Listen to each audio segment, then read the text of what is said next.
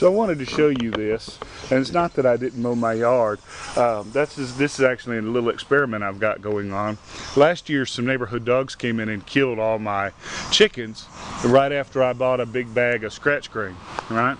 And I didn't want to waste it, so I put it in my little spreader and came out and just kind of threw what was left here at the part of the yard where the trees have killed most of the grass, and I'm just letting it grow to see what happens, because I keep planning on raising wheat inside the raised beds. I just never get around to it, you know, when it's time to plant winter wheat or spring wheat, either one. So we planted this last year, and you know, the winter came and slowed its growth, but now that it's springtime, it's starting to go back up. There's our bees, and you know, we had some wax moth problems last year and killed off some of our bees.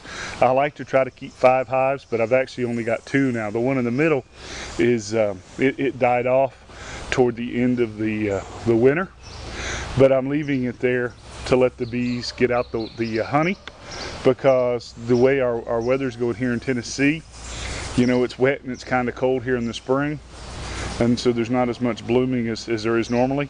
And so I wanted to give the bees a little bit of feed, even though, you know, having feed like that may cause robbing problems, little aggressive problems, but I'm doing it anyway. So right now I've only got 2 beehives this year, and I'm kind of sad about that. However, I do have some bait hives up. See this one way right there in the tree? That's the one we did last year.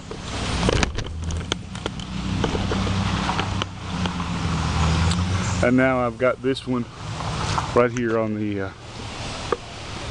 property line, and I put it there for a couple reasons. I would have figured the one I had might have been enough, but I got a little bit of neighbor difficulties, and all of a sudden, because they're mad at me, they're complaining about the bees, so I put that empty box there as a kind of a bait hive, just in case they swarm. It's uphill and kind of upwind, so, you know, maybe a swarm of bees will go there rather than into their yard. I know it's not high enough, but I don't have any trees on my side of the property, so, you know, that's going to have to do. But, you know, it really upsets me that because they're mad, all of a sudden they are, you know, complaining about the bees when they haven't had a problem all these other years. Our trees are doing well, the best that they have so far, and I attribute that to a very aggressive pruning that I did. You want to make sure that the root system is as big or not bigger than the actual trees, right? It should be a mirror image, you know, and had a lot of growth, and so I trimmed it back.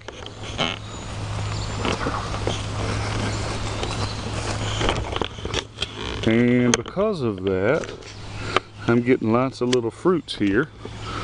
Hopefully it'll do better than it did last year, and the squirrels and birds won't eat them before I get a chance to.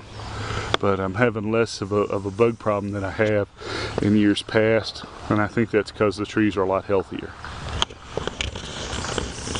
In my raised beds, or my little tires, I've got potatoes, and they're just potatoes that I didn't harvest last year, and I just left to go another year, and you know, they're growing up pretty good.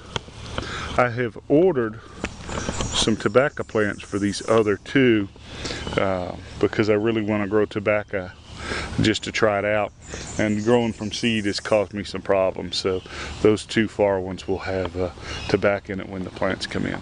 I really need to get in and weed this bed, but this is the one where I had all those herbals last year, and some of the plants are really dug in deep into the soil, and some of it is not weeds. These are actually experiment that I'm doing with upland rice. Last year I did some in the aquaponics, and it came out pretty good, so I ordered some more seeds, and I planted half this raised bed in rice. So we're going to see how that turns out. Because there's a lot of weeds, I'm not expecting to do too terribly good, but we're still going to try it out.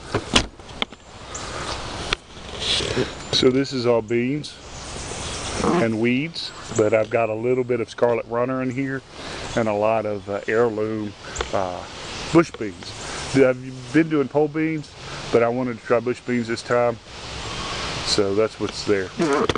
And then the next bed is sweet peppers and large heirloom tomatoes. The next one over, the third one, is hot peppers and cherry tomatoes. Last year I had a problem with stuff all getting cross-pollinated, and it probably still will get cross-pollinated, but this might protect it a little bit better. Got a little bit of onion left over from last year that I didn't harvest.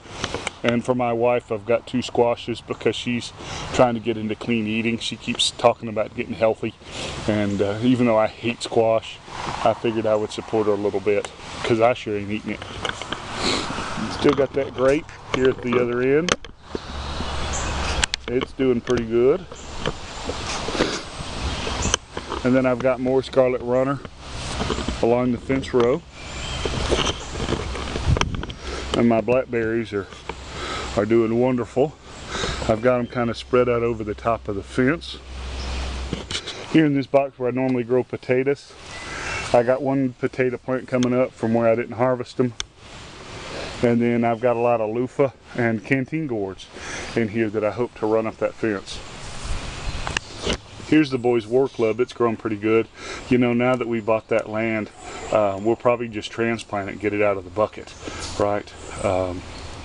And we'll probably do another one that's just a little bit smaller because, you know, this was probably a little too big when I started it, and so it didn't make as smooth a knot as I had wanted. Here's a bed that I'm pretty much just leaving alone. When we had the dog back here, he messed with it quite a bit, and I planted some garlic in there and never harvested it. I planted it too late in the season, but it's coming back up, so I'm quite pleased about that. Back here in the woods, when it was cool, like I said, I've got some neighbor problems, trespassing and such, not liking my animals, so I put out some stinging nettles. And stinging nettles are also edible, and there's some medicinal uses to them besides the fact that they'll light you up, so we'll see how they grow. Back here at the edge of the forest, or, you know, uncleared lot back there, drainage way, whatever you want to call it, I threw out some ground nuts, planted a little bit of ground nuts because they're perennials. Indians ate them. They're a lot like peanuts, so we put them out there. And I have left this alone on purpose, kind of like nature take it over, because 3 years ago I planted some ginseng, and this was most of a package of seeds. Planted a whole lot of seeds in here, and, you know, as natural selection, a lot of them have died. Some of them, they're getting kind of big, and then there's other weeds in here. And I know that it's not pretty.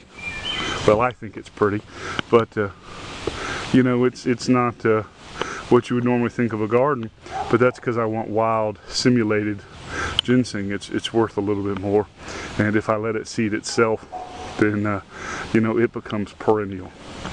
Like I said, it takes about 10 years to get the ginseng to grow, but there's some in there